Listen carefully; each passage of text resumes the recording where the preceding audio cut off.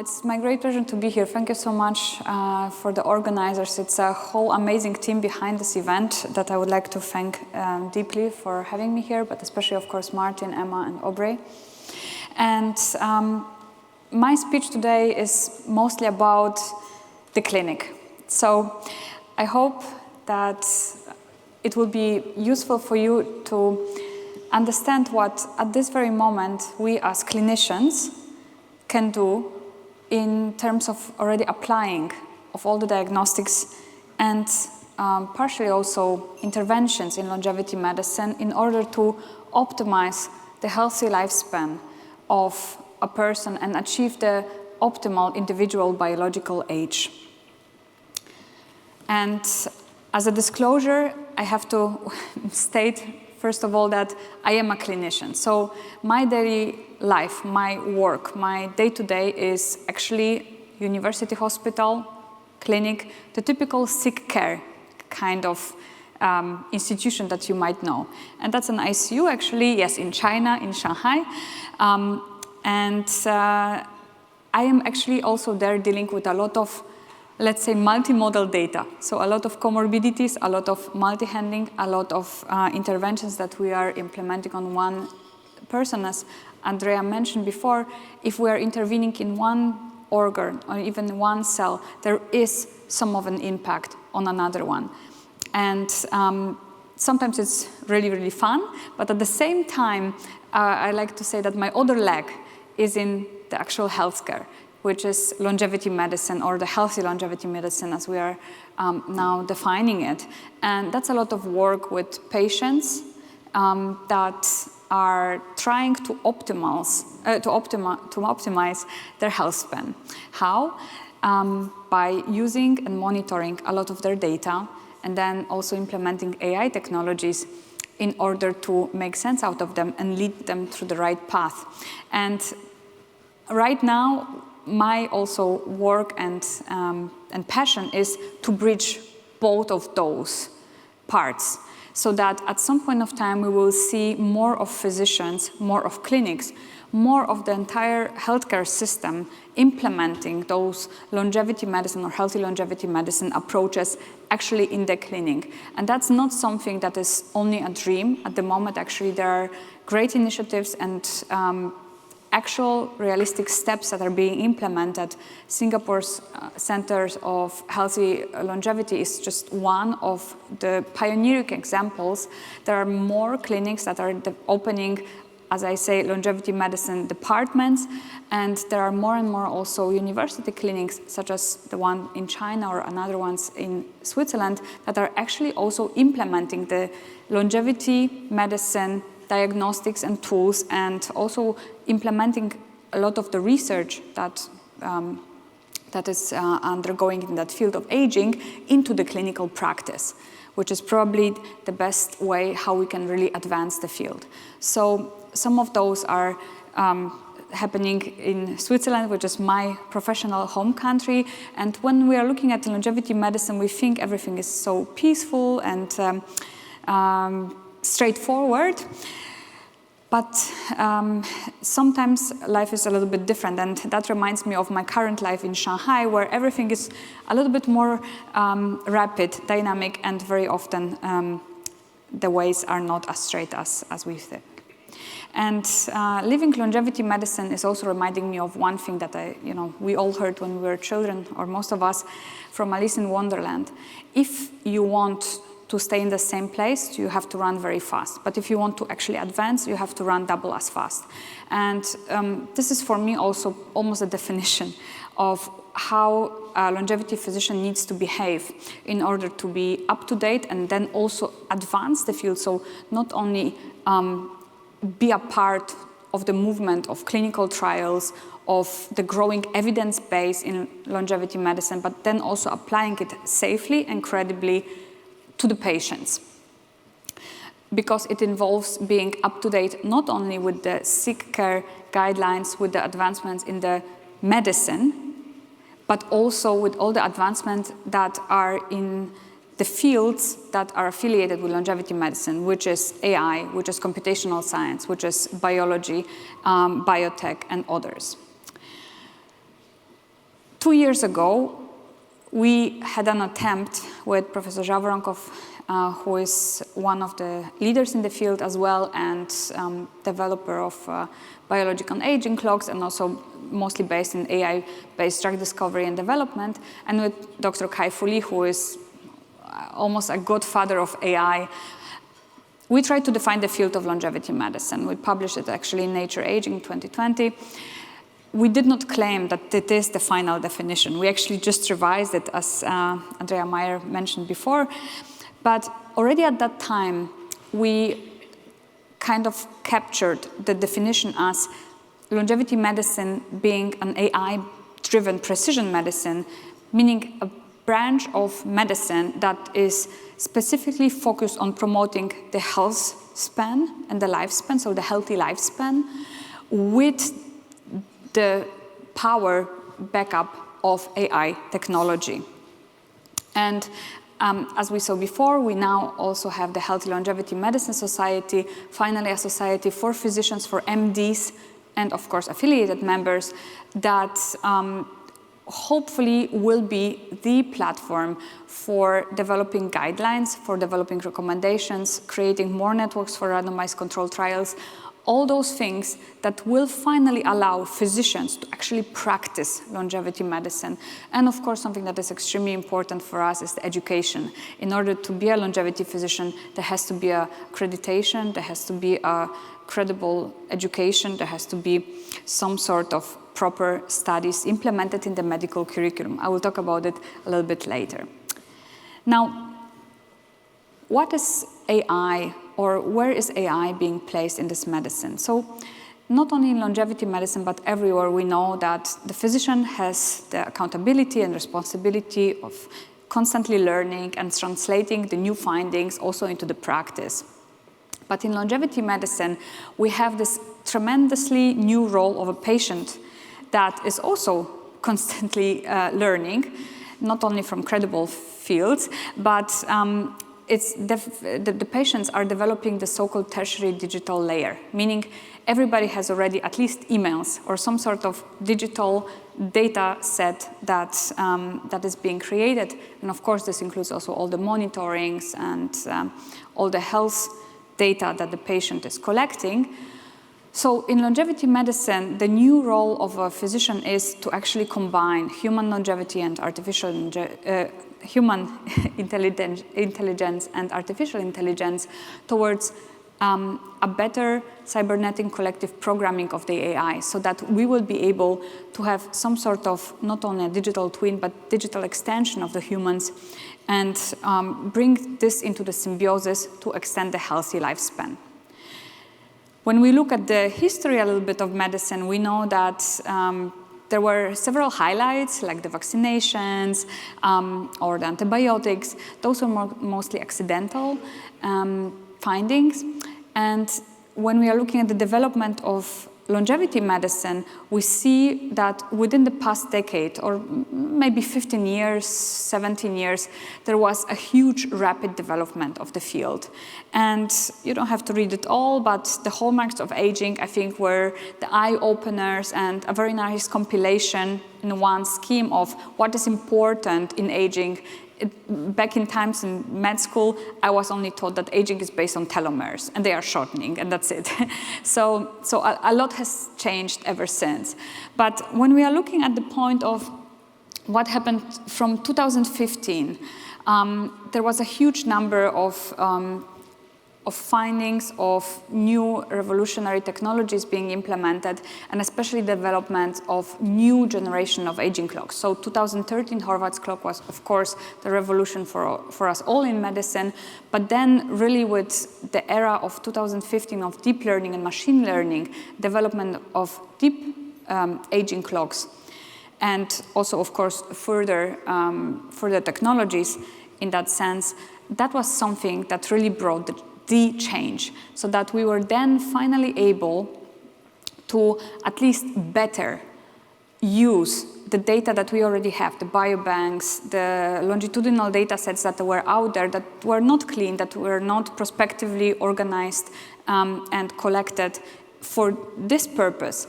And especially not really only capturing the healthy people as we would define them now, but we finally had a tool that was able to identify the so-called objective functions and trajectories from all those data that are extremely multimodal. So again, as Andrea mentioned, because that's so crucial for the clinic, it's not only the DNA, the cells, the tissues, the systems, but also the epigenetic factors, external and internal, and all the influencing environmental factors that play a role for then predicting the risks of ever developing a disease and predicting the biological age.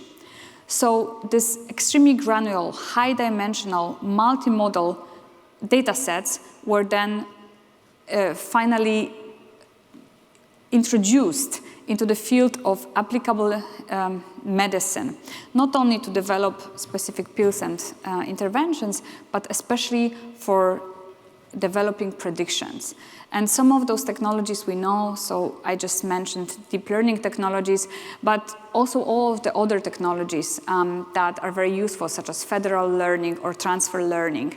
But bottom line, in a simplified ways, it is the black box, but a very smart black box that is helping us in order to at least give us an idea that will be useful for the clinic. Objective function questions such as what is the biological age of a patient, what are the parameters that are mostly counting and contributing for calculation of a specific biological age, what are the optimal ranges for that specific patient at that specific point of time. So all those granular questions can be then captured with those technologies. What we are facing, therefore, is that we do have still the reactive medicine, as we say, treating diseases. That's what I have been trained for. That's what we have to do. We have to treat sick patients. And with this type of medicine, we have already achieved a significant life extension. So this is to say that longevity medicine, maybe the formulation is not very successful, but longevity medicine is not primarily about extending life. It's about extending the health span. We are seeing a huge silver tsunami because the reactive medicine already extended the lifespan of people. We also have quite strong and well-developed preventative medicine. And it's great that we have it. But this type of branch of discipline is focusing on early detection of a disease. So the disease is already there, but at an early stage, so it can be better treated. So that's great.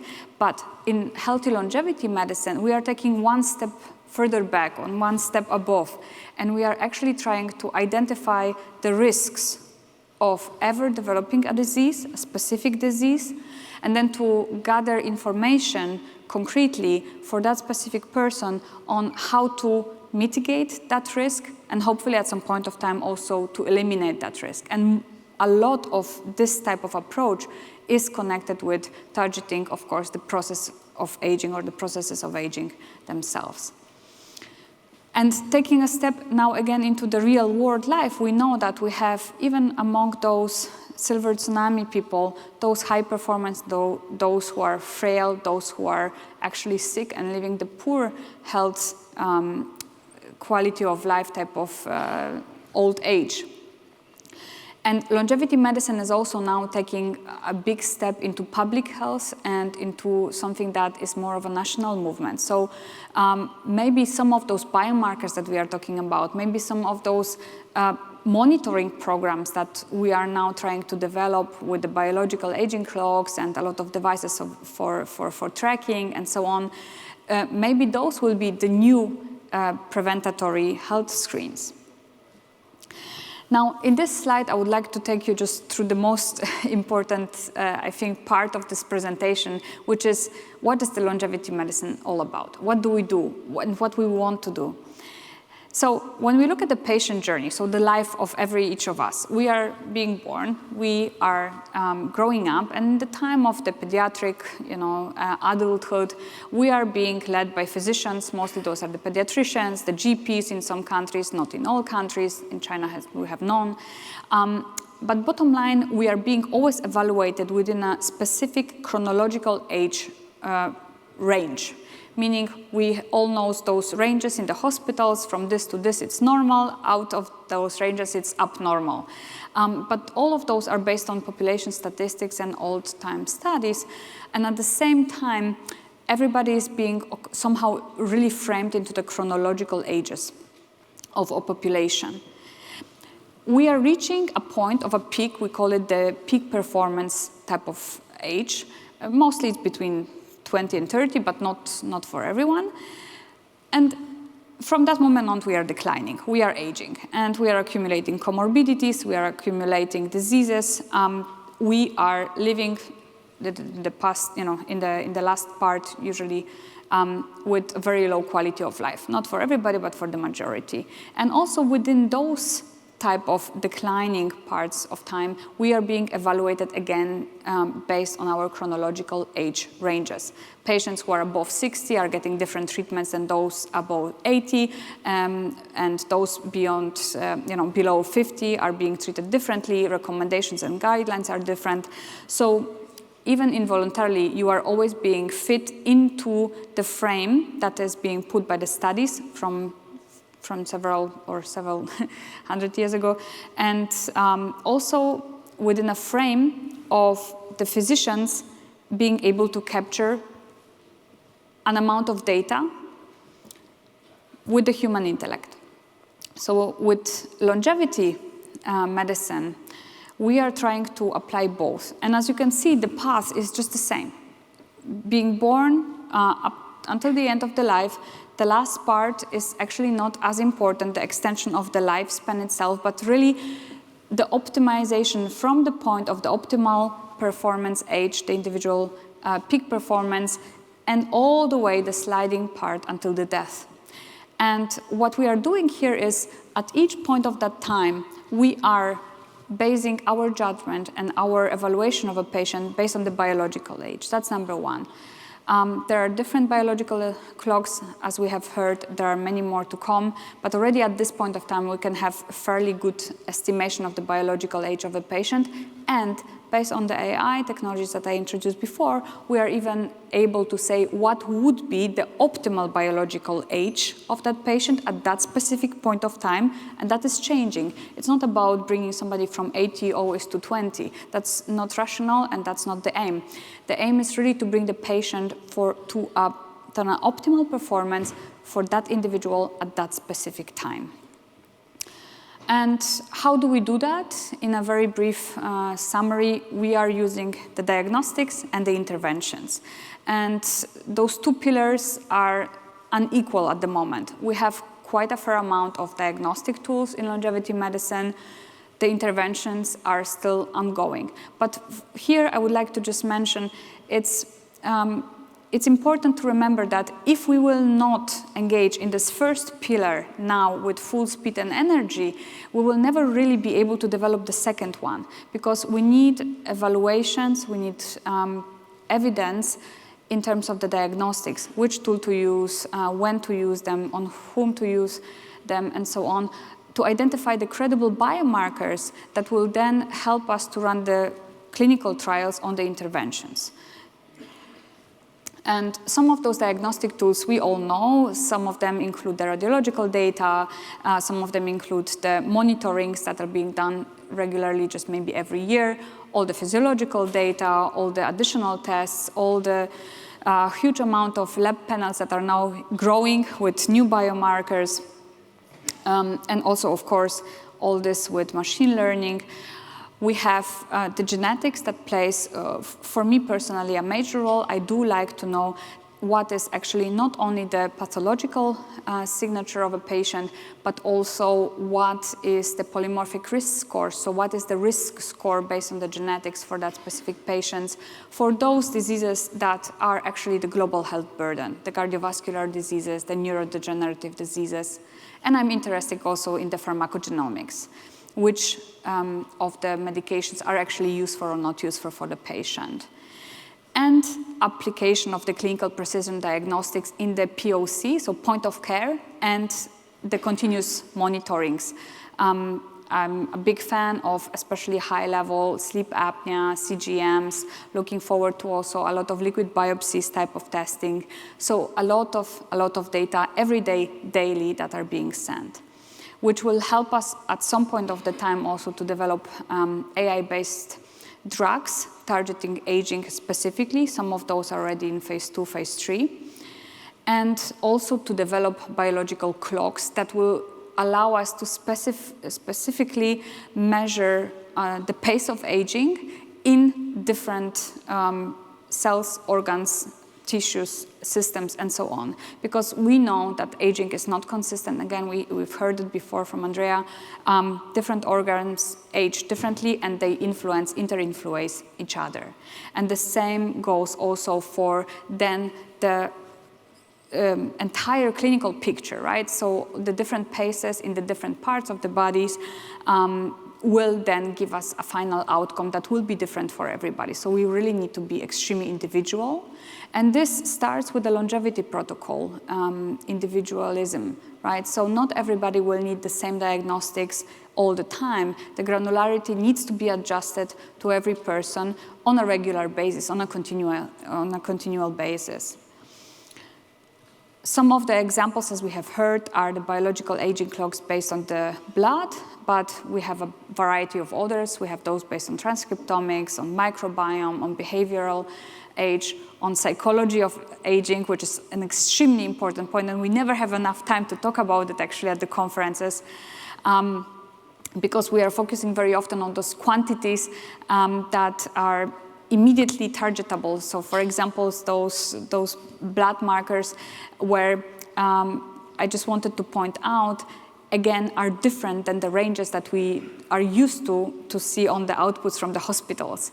Those ranges for the markers here in longevity medicine are really individualized for that specific patient. So they would probably be normal for the sick care, but in this setting, they're a little bit different. And for my patients, if I cannot lead them in a way that their chronological age is at some point of time not a factor anymore, and the biological age is either being reversed or stable, then I failed, right? So my objective marker here is the biological age, beyond of all the subjective feedback from the patient, such as look and feeling and sleep and nutrition and body composition and so on. That's just an example of a patient that is a real patient that was a self-experimenting enthusiast, and he tried a lot of longevity supplements, geroprotectors on himself, in a little bit of a wrong doses and a little bit of a wrong setting. And therefore, as you can see here, actually his chronological age was 40. When he started biologically, he was 38. But when he started with all his experiments, his biological age went up quite severely. And he got a quite bad kidney failure as well. So sometimes it's really, not sometimes, it's always very important not to self-experiment and not to follow protocols that might be good for other people. But longevity medicine, again, is very individual, and therefore we need more longevity physicians that will be able to diagnose the patient, to then navigate through the diagnostics, and also then navigate through all those interventions that are out there now available, and give them in a safe way. So here's a good example of a good patient who was compliant, who actually sought for help of a longevity physician first, right? So we were leading him, and as you can see here, his chronological age was growing. This is unstoppable, but biologically, he actually is constantly at -4 and then also -3. So, so a very good result.